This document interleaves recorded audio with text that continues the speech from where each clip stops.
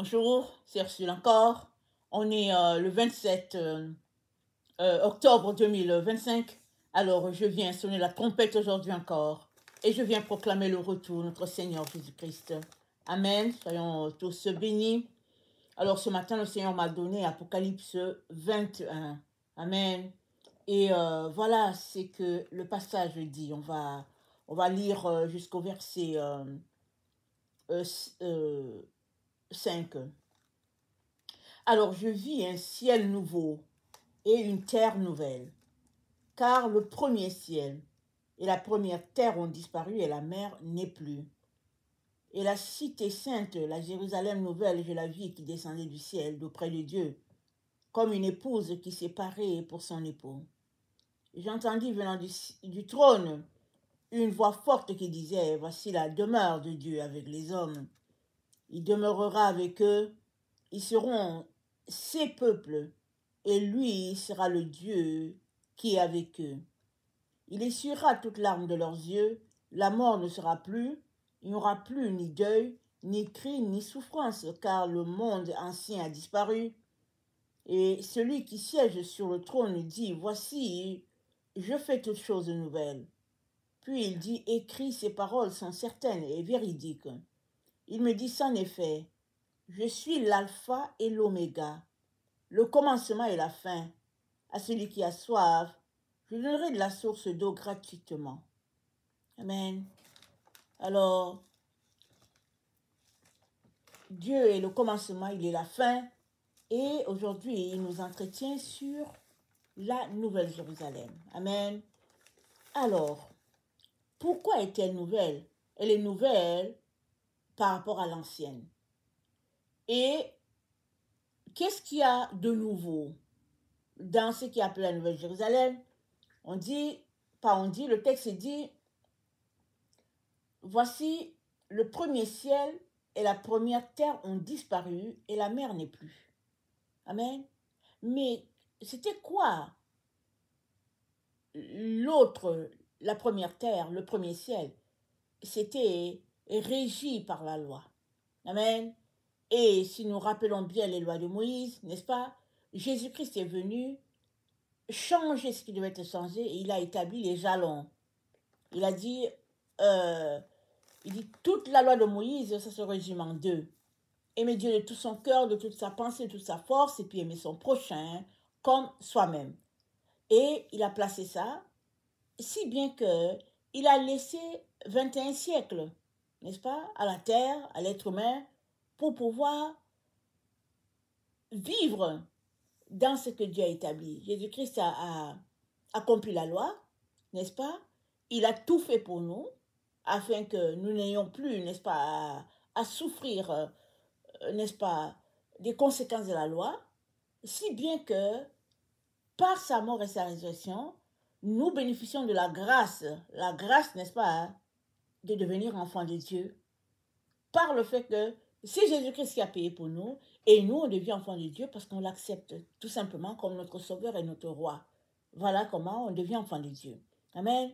Alors, si tu veux devenir enfant de Dieu aujourd'hui, alors, il te suffit juste d'ouvrir ta bouche et de dire, Seigneur Jésus, j'aimerais devenir ton enfant. Merci pour ta mort, merci pour ta résurrection, et merci pour l'occasion que tu me donnes aujourd'hui, n'est-ce pas, de t'appartenir. Amen et amen. Alors, on n'a pas besoin de longues prières, n'est-ce pas? Ces petites confessions font de toi un enfant de Dieu. Maintenant, prends ta Bible, prends le temps pour prier, chercher la face de Dieu, lui chanter des cantiques, n'est-ce pas, l'acclamer, l'adorer, et le Seigneur va ajouter, n'est-ce pas? Chaque jour, il va ajouter dans ce que tu as ou bien dans ce que tu es, afin que, n'est-ce pas, tu puisses être sanctifié à la gloire de Dieu. Amen. Alors, le texte nous dit, excusez-moi, voici la nouvelle Jérusalem. On va regarder ça. Ça, c'est dans le verset 3. Apocalypse 21, le verset 3. C'est dit, j'ai entendu venant du trône une voix forte qui disait, voici la demeure de Dieu avec les hommes. c'est un pronom démonstratif. Donc, c'est quelque chose, n'est-ce pas, qui sera visible. Voici. Dont l'ange pointe. Amen, pour dire, voilà, c'est ici, la cité de Dieu. Et ils seront son peuple, n'est-ce pas? Et lui sera leur Dieu. Et il essuiera toute larme de leurs yeux. Alors, le monde ancien a disparu, c'est-à-dire la façon de fonctionner par la loi, et ça a disparu. Si nous nous rappelons bien, quand le moment était proche pour Jésus-Christ d'aller au Golgotha, n'est-ce pas? Des gens de la Grèce sont venus, ils ont dit à Philippe, nous voulons voir Jésus. Et c'est arrivé aux oreilles de Jésus, et puis Jésus-Christ a dit, l'heure est venue pour le Fils d'être glorifié. Est-ce que c'est parce qu'il ne voulait pas rencontrer les Grecs? Non.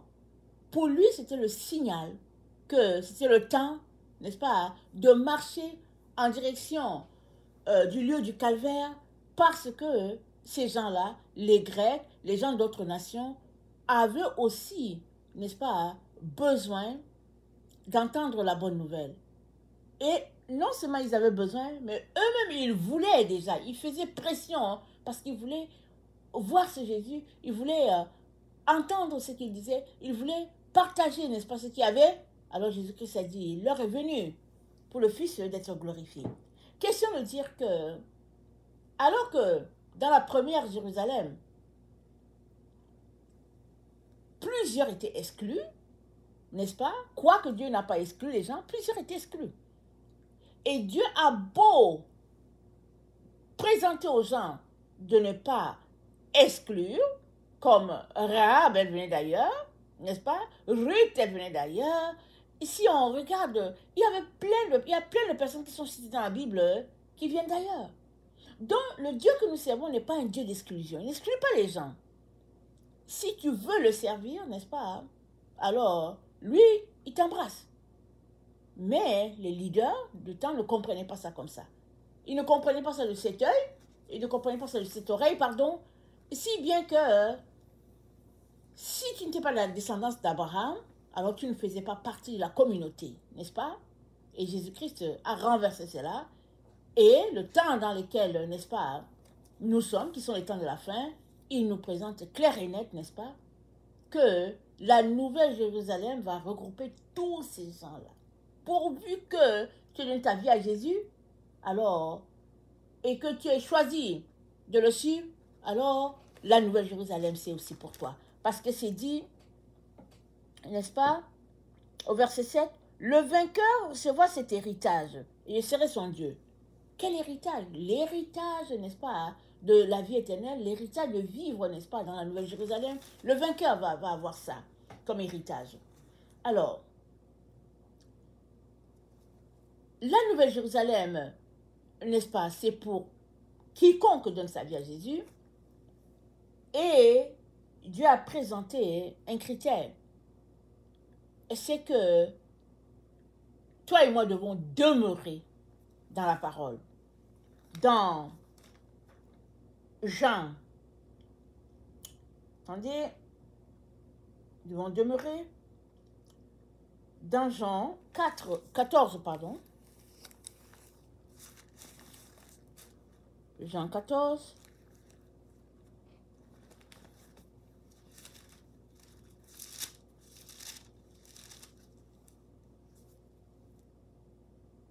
Voilà ce qui est dit. Jean 14. Le verset 21. Celui qui a mes commandements et qui les garde, c'est celui qui m'aime. Et celui qui m'aime sera aimé de mon Père, je l'aimerai et je me ferai connaître à lui. Verset 23. Jésus lui répondit, si quelqu'un m'aime, il gardera ma parole et mon Père l'aimera. Nous viendrons à lui et nous ferons notre demeure chez lui.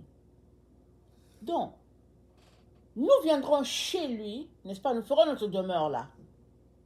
C'est-à-dire, Dieu, le Père et le Fils vont venir demeurer en toi pour que, n'est-ce pas, ou bien ils vont demeurer en toi, qu'on prouve que tu appartiens à Dieu. Amen, qu'on prouve que tu appartiens à Dieu. Et il dit, celui qui n'observe pas la parole fait preuve qu'il n'aime pas le Seigneur. Ça c'est Jean 14, le verset 23. C'est dit, Jésus répondit, si quelqu'un m'aime, il gardera ma parole. Et mon Père l'aimera. Nous viendrons à lui, nous ferons notre demeure chez lui. Celui qui ne m'aime pas, c'est le verset 24, ne garde point mes paroles. Donc, tu peux savoir déjà, toi, si tu aimes Jésus ou pas. Si tu ne gardes pas sa parole, tu ne l'aimes pas. C'est un constat qui est là. Maintenant, ne te cache pas. Prends, n'est-ce pas, le conseil, l'évidence du fait que tu ne l'aimes pas et décide de changer cela. Décide de l'aimer, de le laisser demeurer en toi, de telle sorte que la vie de Jésus soit vécue en toi, de telle sorte que tu sois le modèle, n'est-ce pas, que les gens autour de toi vont pointer. On va dire, voici le Fils de Dieu, voici la fille de Dieu. C'est important. Amen. C'est important parce que c'est comme ça qu'on va attirer les gens à notre Dieu.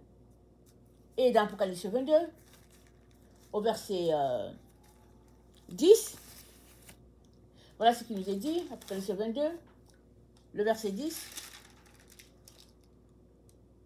c'est dit, ne garde pas secrètes des paroles prophétiques de ce livre, car le temps est proche.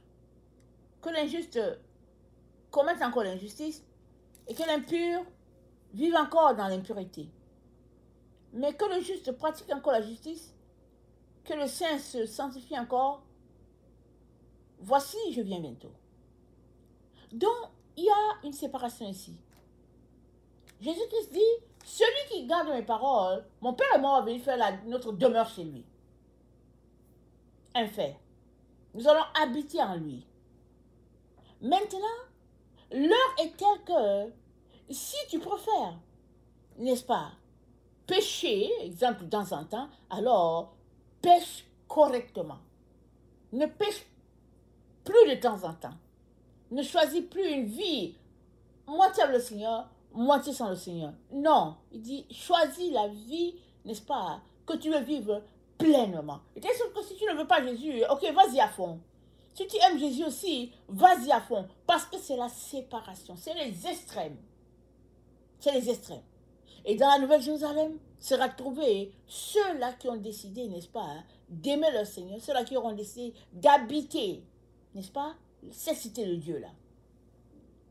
Et tu es la cité de Dieu, celle dans ta vie à Jésus. Amen. Tu es la cité de Dieu. Parce que c'est une cité où les murs ne sont pas là visibles. Mais la cité, elle est là. Elle est en train d'être bâtie. Amen.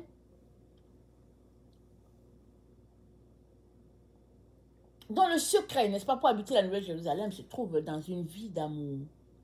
Amen. Ça se trouve dans le fait que tu choisisses de marcher et de vivre dans l'amour envers tes frères et sœurs. Et ça, c'est la partie qui n'est pas facile, n'est-ce pas? Parce que souvent quand on est content, on veut aimer, et puis quand on est fâché, on veut rien savoir de personne. Ou bien, si la personne est gentille envers nous, on est gentil envers elle, et puis si la personne est méchante, on veut aussi être méchant. Mais le Seigneur dit non. Il dit non. La Nouvelle Jérusalem, n'est-ce pas, c'est l'habitat de tous ceux-là qui ont fait de Jésus leur sauveur, leur maître. Voilà pourquoi on s'est dit, voici la Nouvelle Jérusalem. Tous ceux-là qui appartiennent au Père, n'est-ce pas, bénéficient de la vie dans la Nouvelle Jérusalem. Maintenant, Dieu dit, choisis une vie de sainteté. Laisse de côté le péché. Choisis une vie de sainteté. Et applique-toi. Amen. Applique-toi à laisser toutes ces choses-là qui te distraient. Afin que la demeure de Dieu que tu es soit pimpante, brillante, n'est-ce pas, à la gloire de Dieu. Applique-toi. Amen.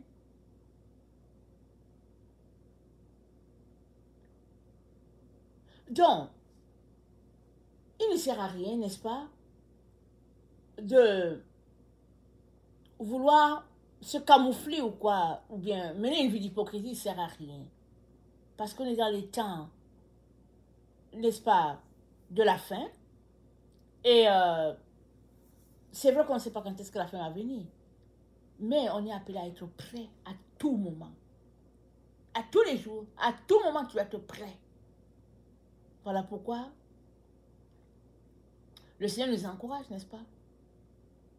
Bien qu'on soit les habitants de la Nouvelle-Jérusalem, il est important qu'on ne puisse pas laisser une souillure entrer, n'est-ce pas, par les portes ou bien par le mur. On ne doit pas laisser une seule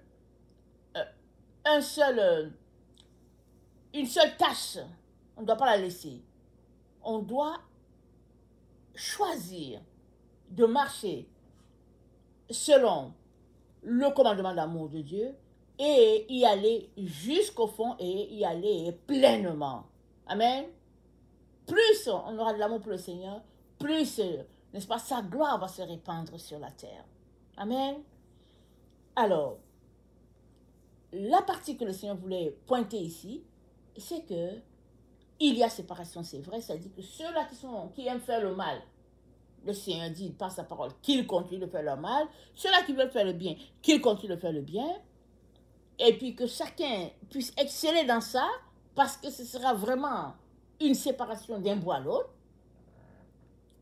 Et ce qu'on doit comprendre, hein, c'est que ceux qui auront choisi la vie d'amour, c'est eux qui vont contaminer les autres. Amen. C'est eux qui vont impacter les autres. Jésus-Christ a dit, en cela tous connaîtront que vous êtes mes disciples. Si vous avez de l'amour les uns pour les autres, alors que tu as l'amour, n'est-ce pas, hein, pour quelqu'un qui est méchant envers toi, alors que tu as l'amour pour quelqu'un qui est méchant envers toi, tu vas finir par convertir cette personne. Parce que tu prouves, n'est-ce pas, que ton Dieu est vrai. Parce que la personne est méchante avec toi, elle est cruelle avec toi, mais tu ne fais que retourner la voix pour lui parler de l'amour du Père. Ça, c'est un exemple, n'est-ce pas, d'amour. Et cet exemple d'amour-là, le Seigneur aimerait qu'on l'ait. Amen. Il aimerait qu'on le développe. Parce que c'est ça qui doit être. Le monde a été créé par l'amour. Dieu est rempli d'amour. Il est lumière. Et puis, normal que sur la terre, ça soit aussi rempli d'amour et de lumière. Normal. Alors que, tantôt on est tiraillé par-ci, tantôt on est tiraillé par-là, Dieu nous encourage tout simplement à vivre pleinement, n'est-ce pas, dans notre amour pour le Père, c'est-à-dire à demeurer dans sa parole, c'est-à-dire à la méditer, à la lire, et puis à vivre, n'est-ce pas, ce que nous lisons, parce que ne nous bornons pas à écouter la parole, mais appliquons-nous à ça, et alors qu'on le fait, n'est-ce pas, sans compromis ou quoi que ce soit, la gloire de Dieu va descendre. Amen, elle va descendre.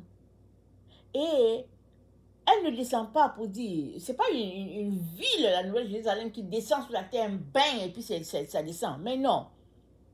C'est toi et moi, par notre choix de vie, de marcher dans l'amour, n'est-ce pas, hein, qui allons faire naître, ou bien qui allons voir la Nouvelle-Jérusalem, n'est-ce pas, s'émanciper sous nos yeux. Parce que la Nouvelle-Jérusalem, c'est toi, c'est moi. Chacun va y apporter, n'est-ce pas, de son amour pour que, ensemble, n'est-ce pas, nous puissions nous aimer, nous puissions, n'est-ce pas, nous encourager et nous supporter. Voilà un peu ce qui se passe, n'est-ce pas, quand une communauté est remplie d'amour. Et c'est ça que le Seigneur aimerait, n'est-ce pas, qu'il y ait au milieu de la Nouvelle-Jérusalem.